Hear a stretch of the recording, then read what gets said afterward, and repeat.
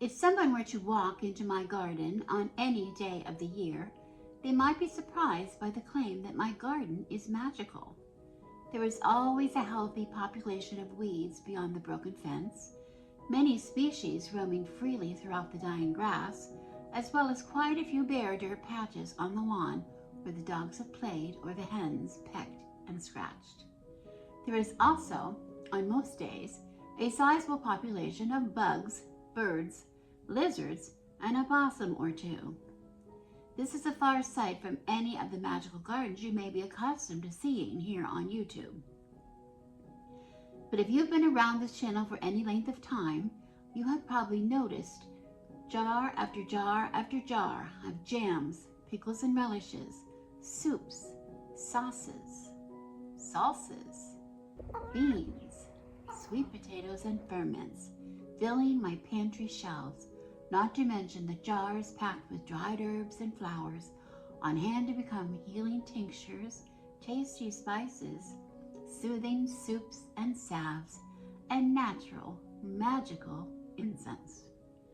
For me, my friends, and my family, my garden is one of the most magical places on earth. And in this video, I tell you why. Greetings and welcome to Crone House, where everything, at first glance, is very much the same as at any other gardener's house this time of the year. It's time to take the first steps to get ready for our spring and summer garden. We're all getting very excited about that. It's still cold most places, but it's beginning to warm up, and that's the first thing that comes into our minds at this time of the year. For my husband and I, we do things very much the same, at least at this point in our garden. Before we can make our first steps to go forward, we have to look a little bit backward because we need to take some stock, remind ourselves of what happened in our garden last year. We need to review the things that we grew and say, how did they do? Did our seeds germinate? How did the plants grow? Did they stand up to disease? Did they fruit well? I know one year we had nothing but male flowers on our zucchinis, which was very disappointing. We didn't have any fruit, but we had beautiful male zucchini plants. So we want to take stock of all those things and then make the decisions of what we want to try to grow again this year. Okay, so we go through the seeds, we take stock of the seeds we have, we make lists to see if maybe we want to order some new seeds. Most people will check them first to see if they will sprout before they plant them. I tend to just plant more than I think I will need and then thin them out. If necessary, we want to reorder some seeds. Some people just go and get transplants, and that's fine. I don't do a lot of transplants because I find that several things happen. The transplants are not always put out at the right time of the year, the right weather. Sometimes they sit really too long in those pots and then they don't really thrive when you put them in the soil. Sometimes they don't have a lot of variety of maybe the best kinds that you want to grow for your area, etc. So just be, you do what you do. You learn from your experiences, you don't learn from mine. And then, of course, we want to set up an area. If we're going to start seeds, we need to set up an area in our homes where we can do that. And for us in the cold weather, for everybody in the cold weather, it's not going to be outside. Now, I realize a lot of people do it and set up some grow lights and things in basements or in garages. That's not really an option for me.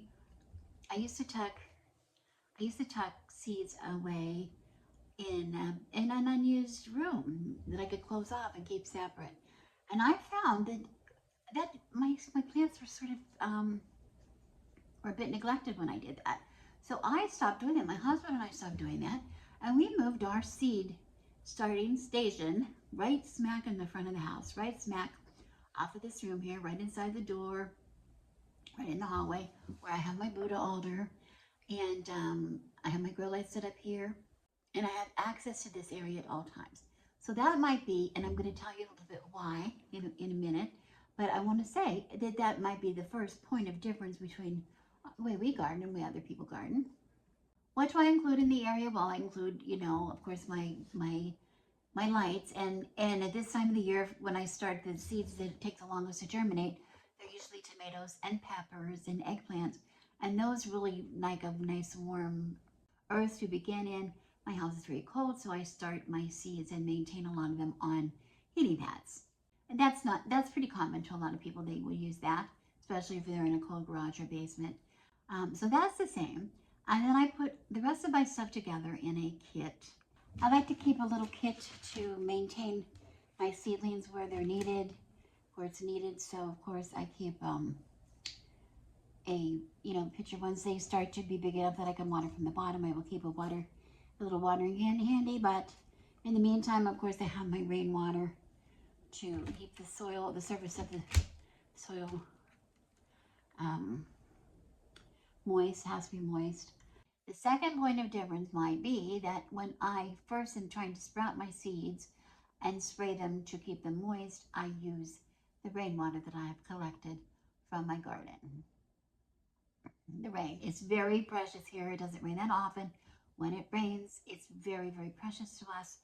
And as a matter of fact, right when I was ready to set up the kit, we had our first pretty much rain of the season, and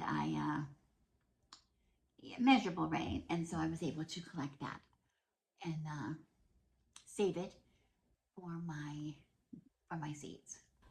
Then, of course, once they start to sprout, I will have some kind of food that I can, to feed to get them to grow nice and strong.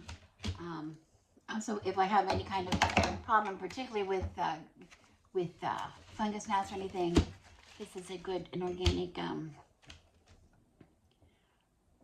thing that can be diluted and with water and used to fight that. And there's a bottle that'll be specific for that, and when they get that size, not that size yet. I also have little pruners, little shears for taking off dead things, or to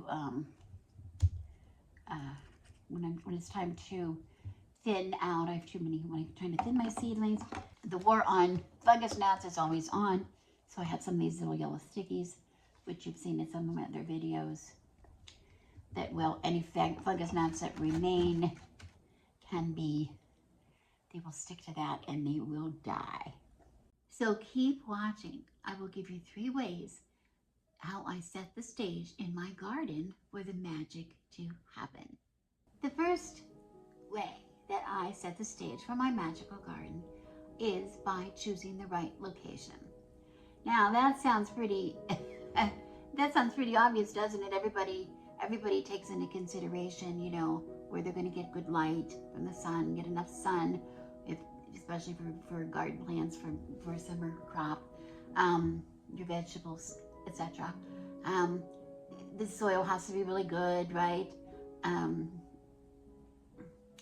But often these spaces are tucked into an out-of-the-way spot where they won't be disturbed, okay, by activities happening in the yard. Well, when we first moved to this property, that's exactly what I used to do. We started only with tomatoes. We did tomatoes first ever, and they were like in a bed in the very back of the yard. They did okay, but they really suffered. They had a lot of neglect. We had hornworms, and we had all kinds of aphids. I don't know. They struggled to keep them watered. It was kind of a mess. First, it was partially because I was still really new to gardening, but my plants just looked sad. I got pretty good tomatoes usually, but not a lot, but I got pretty good tomatoes, but the garden just looked sad. Then one day I had an experience that really turned my head about my garden. And I don't know if I've shared it here before, but I will share it now briefly, that we do have a tree right outside of our bedroom door, which is on the opposite side of our home, where the chickens are now, but this is long before the chickens are there.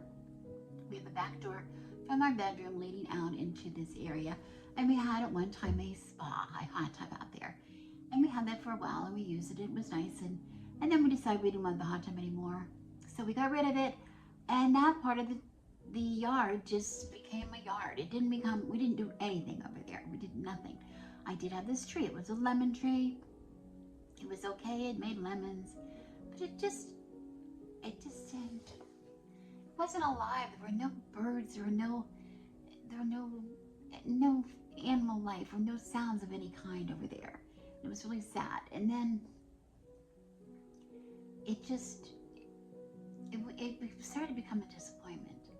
And I was thinking to myself, you know, that tree, I was looking at it one day and thinking, that's such a sad tree. It's like it's lonely. It doesn't have anything going on. So we started to um, make it a little bit more going on. We used to put more things over there. We used to pay more attention to the land that was over there. And as a matter of fact, that's where we chose to build our chicken coop and the chicken yard. And that's very much their tree. And once those chickens moved in, the tree started to thrive. It was beautiful. The lemons were everywhere, but all of a sudden it started to become a grapefruit tree. It became half grapefruit and half lemon tree. There's a scientific explanation for why, but we were advised, it doesn't really matter here for time, but we were advised that by the gardening people here that, you know, that it was from the rootstock of that it was grown on probably a grapefruit tree. And after years and years and years and years, I don't know how many years, it started to revert back to the rootstock. And that happens, they said, in a lot of trees. So they said eventually you would probably just have nothing but a grapefruit tree, and no, the lemons will be gone. The lemons never left. We have half a grapefruit and half a lemon in one tree. The lemons are on there all year round. The grapefruits come twice a year for a crop. The leaves of them are different. You can tell right away where the grapefruits are growing, where the leaves are growing, but it is one tree. And it is a very, very, very happy tree. It was happy to be part of the community of our chickens and us and everybody else, a part of our garden community. So we started to put our garden, our plant, our vegetables, places where we are. They became the center of our activity. We put raised beds all along the front yard. We had a really big, vast, like everybody else, grassy lawn that all we did was water grass, water grass, water grass, mow grass. And in California, you have to water it all the time to keep it growing. But we did not. We did not. We took up a lot of the dirt, a lot of the grass, and we put in raised beds and walkways, and we're still working on it. And our garden started thriving. The garden became a part of us. We started tucking things in where they would fit, and we didn't have rows and rows of, you know, little plants standing in attention, perfectly, you know, weeded and perfectly, you know, spaced, and we did what we could. We did what we could. And now it is a place, and when it is full, I can't take a beautiful picture of it now for you, but I will when it comes in full bloom. But right now, a lot of things are dead because it is the middle of winter, and we have, you know, it's been very cold and and stark. But the dogs go out there to play. The chickens are out every day, and they get outside. We go out. My husband's out there all the time. We'll go out there. We'll enjoy a cup of tea or a glass of wine. It's a perfect place for us to be, to visit with neighbors, and just to be a part of the community. Feel like we're a part of the community, and our garden is a part of our community as well. The second way that I set the stage for the magic to happen in my garden is by giving everything the freedom to grow. And what I mean by that is, we don't control our garden. We really don't control it. And I think you can see by some of the pictures I'm sharing here today, and sometimes we almost neglect it. But, you know, even in the middle of growing season, we don't kind of try to control it.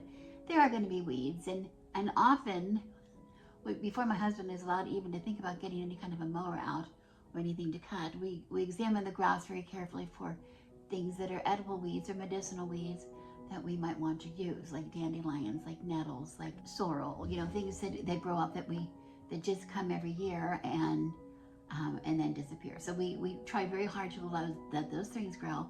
Our nasturtiums just come up and go all over they go all over the world sometimes until I can use them, but I'm not going to cut them back until I'm ready to use them because it would be a waste. We do use the raised beds because that gives us a little bit more ease. We don't have to bend over so much, and the ground is easier to maintain when it's up above. We provide trellises for support where they might be needed. When we decide on how many things to plant, I see a lot of other people saying, well, this year I'm planting X number of plants because I have to have 40 pounds of potatoes to feed my family for a year or whatever, okay? They make rules. I see that all the time. I have to have 20, 80 quarts of tomatoes or whatever for the year. Well, I can't, you can't get blood out of a turnip. If it's not going to give you, tomatoes, you're not going to get tomatoes. Like the year I had the male flowers on a zucchini, as pretty as they were, guys, they weren't producing any fruit, so it didn't matter how many of those plants I had if they were not going to give me any female flowers. So we have to use our judgment here, okay? So we plant what we think we need, plant what we hope we're going to get, like, how many, maybe, 6 paste tomatoes or 12 paste tomatoes or whatever. I like a combination of paste tomatoes, heirloom tomatoes, and cherry tomatoes, which I use for different things. Plus I have one species that I use for sun-dried tomatoes. So already I've got a lot of tomatoes, so I have to say, how many of each kind do I want? How many, what are the kinds I want? How much do I need of each? So I go through the seeds to see what I have, and we go through the records to see what we have, and we plant, and then we wait and see what we get. I have planted some seeds that did very, very well for me in the past. They were still the same seeds. They were still new seeds, and nothing came of it. They get beautiful plants, but no fruit. Where was the fruit? I don't know. So that happens. So you just have to be free to accept what you get.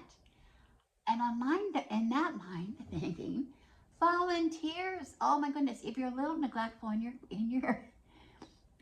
garden, if you're a little slow in pulling out your dead things or pulling out, let the things go to seed. Let some of your things go to seed. Or in my case, often the things will show up in the compost pile. Things grow out of the compost pile all the time. Well, we've had some wonderful volunteers.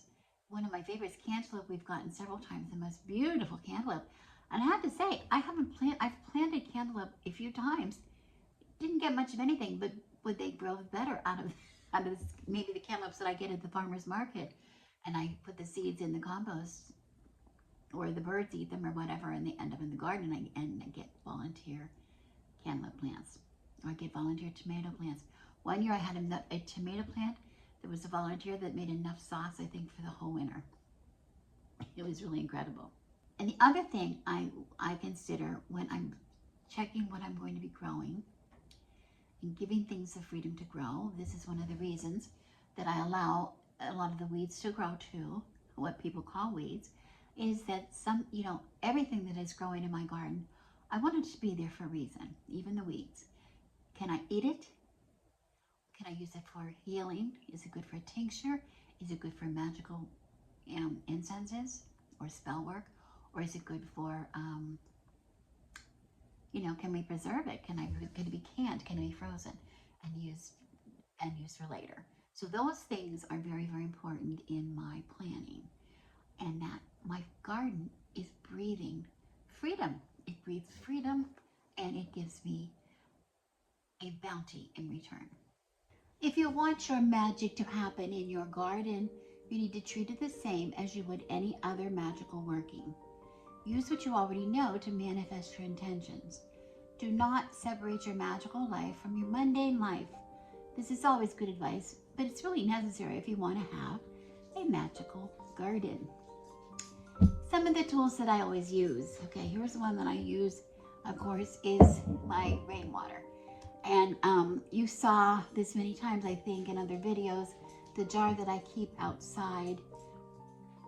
I usually keep it just on my front porch, but a lot of the year empty. But when we're starting to get some kind of rain, I will bring it in, and I will take the lid off and set it out when we're expecting rain, and collect the water, as much as I can during the season. It's usually just one season here in California. Fortunately, I just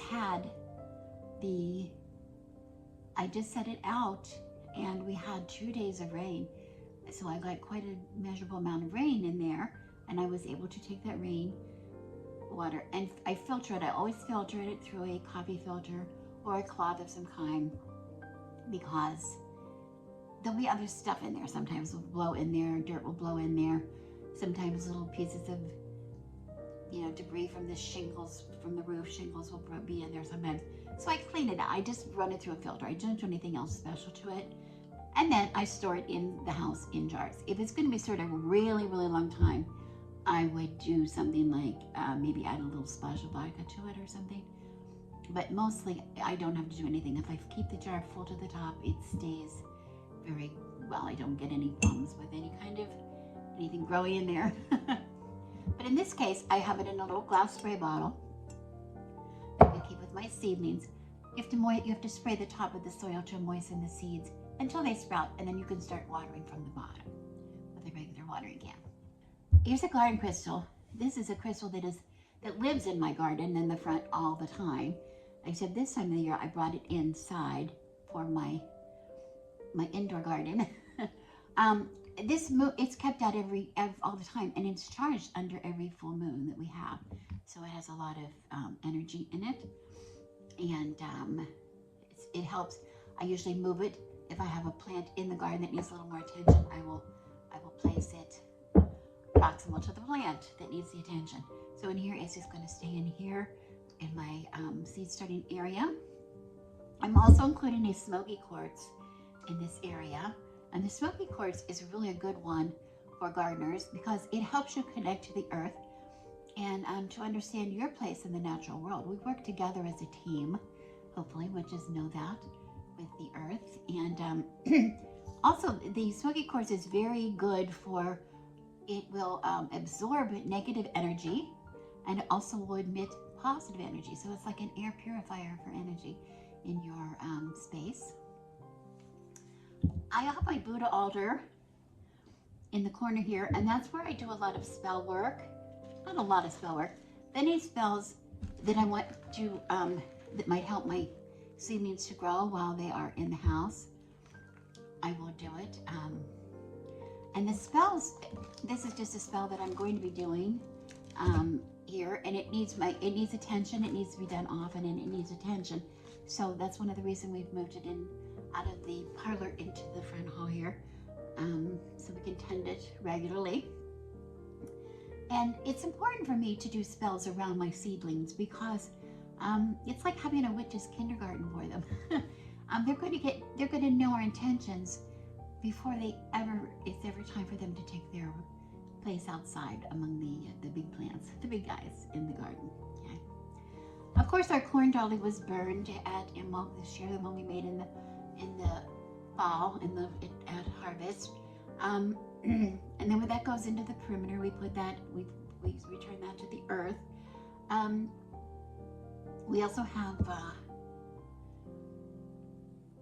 so we made it also for protection in our garden this year. We made a Buddha,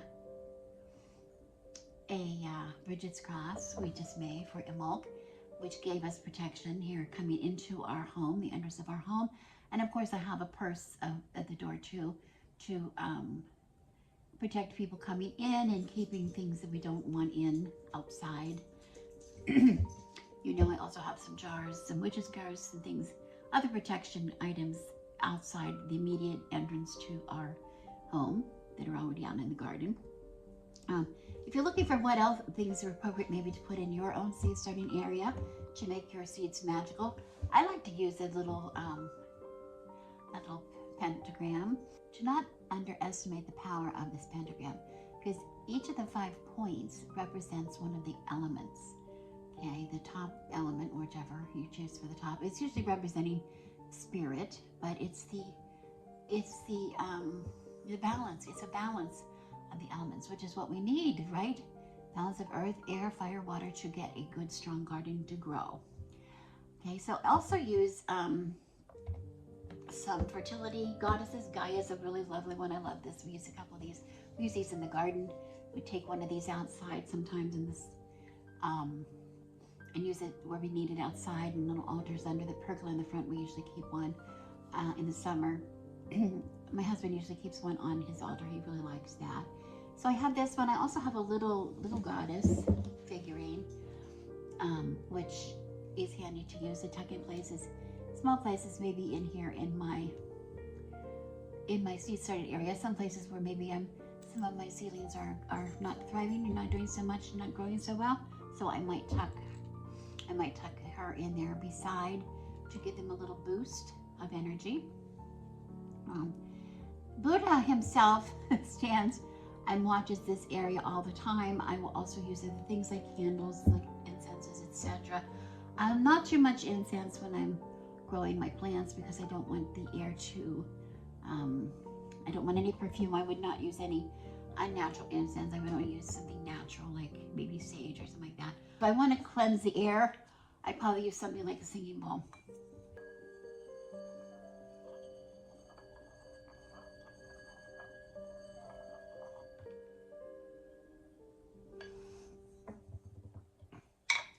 Does no harm, only good. And anything else that strikes my fancy during the time that my seedlings are growing. I was very excited that my husband brought me a little gift today, and it is some new little air plants. I don't know if you've ever seen these. These little air plants that I had before in my little yoga skeletons that I got, oh, I don't know how long ago, and I think they were at Trader Joe's, and they had an air plant in them at the time, which have perished long ago. Excuse me. But he got me some new ones. So we're going to try and give it a try and put them in here. We're advised that they're just going to be able to be put right in. So this is going to help my seed starting area stay really nice and zen, right? With all these beautiful little yoga friends.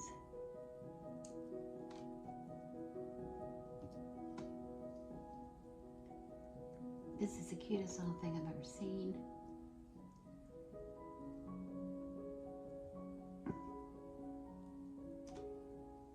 And I'm just taking these off so they fit. That's what he said to do. The guy in the gardening center said to do that. And that seems to work really well.